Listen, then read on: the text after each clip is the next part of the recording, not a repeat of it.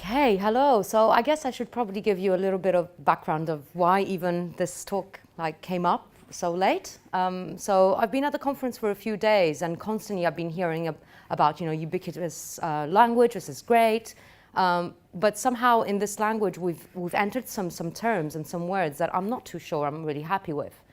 And in addition to that, every time I'd walk into a room or be part of a session, people around me would assume that, well, I'm either part of the organization or I'm definitely not meant to be here. My title is a software engineer, therefore I don't know what I'm talking about. And because I happen to also be a consultant, then I'm definitely trying to sell you the wrong shit. Now, actually, it's not the case at all for any of these. So I got really angry in the last one. I said, this is enough. I should be allowed to be who I want to be. I've paid out of my own pocket actually to be here.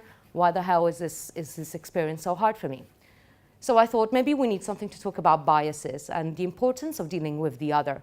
Every time and everywhere I go, even in anthropology, which is kind of what I studied first, you have this idea that I am me and everything that is not me is other. And I might be interested in the other, but high chances I'm not really interested in the other. I'm only interested in the other because I'm interested in defining myself. So I define myself by knowing what is not myself, in a way. In the same way as a domain. So you know what a core domain is because you start with what it's not. So I thought this is really, really interesting. Then I'm kind of not what people are, and the way people are talking to me is because me being not what they are helps them define what they are. So I thought maybe actually I'm helping people to define what they are by saying that I'm not them. So then I thought, what about me? So I'm half Italian, half Egyptian. I was born in Rome. I lived in England for 20 years. I've just moved to Lisbon. I lived in China. What the hell am I? I'm not quite sure. What nation do I belong to? Impossible. Music, what music do you like? Well, I like this kind of music and that kind of music. But one thing I know is I collect shitloads of records. I have thousands and thousands of records. I make no distinction. I am in no way, any way racist about the type of music that I buy. I really like specific records that I buy. I thought, why can't we have this approach so when we're dealing in software and having meetings? So this one word that kept on coming up about the ubiquitous language in all these chats has been the business. I'm sure everyone uses this term and uses it in presentations, uses it when they're talking. You're having a meeting with the business, you invite the business. Who the hell is the business? I'm lost. Is the business one person? Is it the business? Am I not part of the business? Are you not part of the business? Is it a job? Is it a person? And I'm thinking, why have we, all of a sudden, we're so specific about calling, this an entity, this is value, but then something that it's not is like the business. How would you feel if someone called you the IT person? Like, it wouldn't be nice, right? So I would just wonder, why can't we change the way we talk about the other in a way that helps us define what it is that we do? So when we say you invite the business, you're not inviting the business, you're inviting the persona. Laura, who is an excellent business analyst, and she cares about this. We should be way more, have much more compassion and empathy towards the people we work with that aren't doing the same job as we are. I know this sounds really simple, and I'm definitely not trying to teach or preach anything, but I just feel like for the past 4 days, I've only heard about the business. And I've never considered myself the business. I've been part of a business, and the people I work with are, Laura, Valerie, they're real people that I know everything about. So one tip I do, and I'm going to finish here, is when I start to go into a meeting, and bear in mind I've been doing this job for almost 20 years, I'm aware that someone's going to look at me and be like, she's going to be like this, and like this, and probably she doesn't know what she's talking about, which is cool. What I do is I talk about everything but the actual job at hand. So if we have to do a migration of a bunch of systems, I don't talk about migration. I start asking you, what music do you like? Where are you going on holiday? Do you like holiday? What kind of countries do you like visiting? I try and ask all the questions that have nothing to do with what it is that they are doing. In this way, we have a connection which goes beyond the fact that we just are in the same room and we're told to solve this problem. By creating a connection, I find that it helps me place myself as a human being before placing myself as a job spec. And I think that's it. Just a rant. Thank you. Thank you. Does anybody have questions for Gio? Or tips. Tips. Also.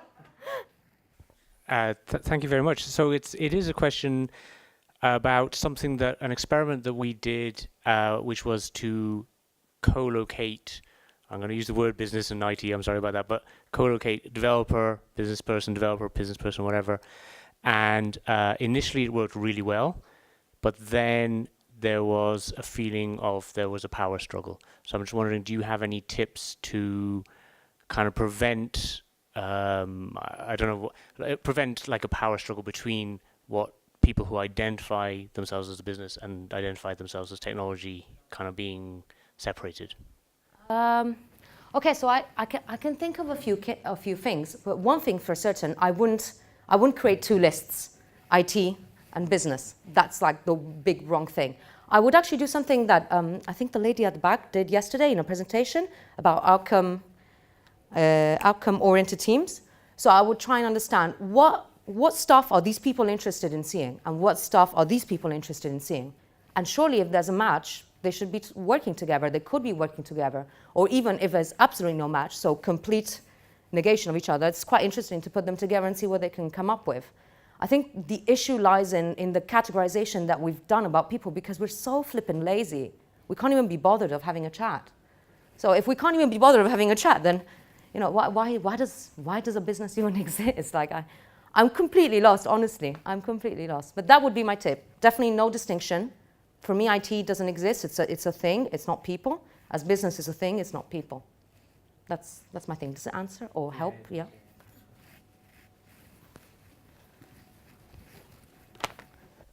I hope this anecdote kind of relates a little bit. So my daughter's 18 years old, and a few weeks ago she said she talks about one of her friends who was born female, but then now identifies as a male, which is fine. And I said, so I must have said something like, "Isn't Francesca so and so?" She says, "Dad, she's not Francesca anymore."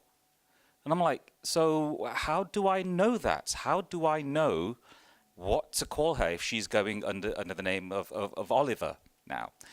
And I kind of feel that this is a little bit like that, where, yes, I suppose culturally, we've said IT and business because we're lazy. For the people that really have for the IT people that don't know anything about the business, it's just this wall and then people over on the other side, and they're just business people, and maybe the same for them looking over onto this side as well. But it's that the extra cognitive load that you're putting on to make that distinction. And I suppose for a lot of people, they're thinking, how much value do I get out of absolutely identifying everyone down, when really I'm not interested. I want to do my job. I just want that guy. I want IT guy to fix my thing, So it's not really a question as such. It's just kind of my observation at this point in time. I guess it's a little bit like we were in the chat there about technical debt. Like how do you price up technical debt? It's called debt. It should have a price. Makes sense, right? But it doesn't have a price. For me, it's the same question. Like how do I price up the value of knowing someone well enough to be able to work with them? It's priceless. Plus, in addition to that, we're all going to die anyways. I might as well get it right the first time than trying to shortcut my way through it. And, again, I said, I'm half Italian, half Egyptian. Do I sound or look Italian, honestly? I don't think so. Do I sound or like Egyptian? So imagine growing up in a community where people look and be like, you're not like us, go here. You're not like us, okay, go to England. You're not like us. Okay, cool. We're not like anyone. And equally, this is why we need to sort of work on the differences between us to be able to work with each other. That's kind of my revelation. Yeah. So cognitive load, I think it's worth it, always. Okay, more questions? Okay. I get the point of identity. I think that we all come from one place and we have some sort of identity. I think in the context on domain driven design is quite interesting, because we are asking for having the same language between business and software engineering. But the first thing that we need to understand is we are part of the business as much as anyone else. So I think that if we are talking so much about language, why don't we change the way that we talk about the business? And we start seeing that we are as much, we need to care so much about the value that we get from the business and the business being that entity, and we are all part of it. So I think that is just, so I get the point. I mean, we have been together over the conference, so I have seen that happening with her, but it have happened with me as well, like people making assumptions of who you are, who are not, something that you live when you're a software engineer and a female, so it doesn't really matter. Like, I'm gonna live with that. I think specifically in the context of domain-driven design, it's quite interesting that in the talks, we are using that language, and we haven't talking so much about language. And I think that it's kind of like playing with it, right? Like, how can we talk in a different way so we don't put those barriers in place ourselves when we are talking about it? I don't really have an answer, but I think that it would be good that we are able to, even if it's just that, if we, from what we were talking today, just get like, let's stop saying business, like if there's someone else on the other side is going to tell you something, and we talk about value, or we talk about, I don't know, understanding, or domain experts is even a better way of saying it. Like, if we find the people that they're providing something rather than just like saying business all the time. And yeah, we all have something to give when we are in the room, and we are different and we have identities, but I don't think that we should put categories for everyone. That's kind of my opinion. Okay. More questions? Okay.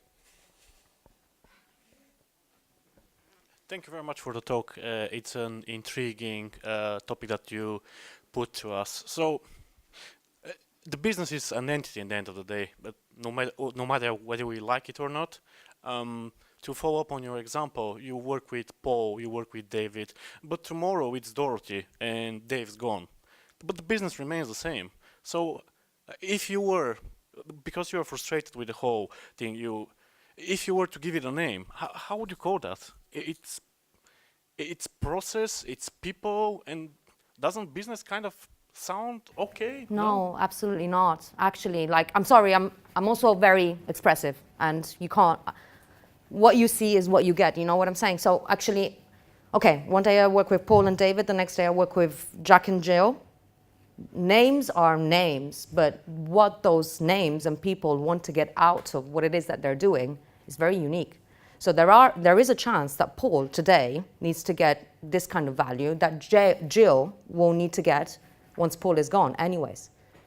So my issue is not that people don't call me Gio. My issue is that people don't know what value I want to get out of what I'm doing today. So I am not the business. I am like a person that wants to get this done as much as you want to get it done, and I want to get it done so that I can see this outcome happen. So I think this is why even people change. I mean, even developers move on, you know. I don't know, it sounds crazy, right? Developers moving on.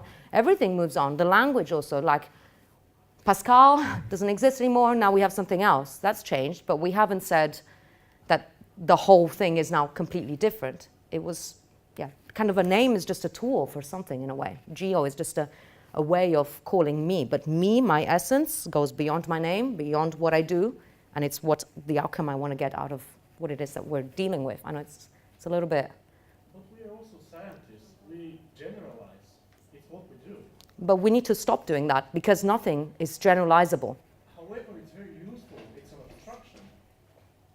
How can you call an abstraction not useful? Okay, I have a neighbor who's really noisy. You know what would be really useful? Get rid of him. Well, So, you can move. or he could die, right? There are more options, I hope. Okay, that's all we have time for. Give another warm round of applause for Gio.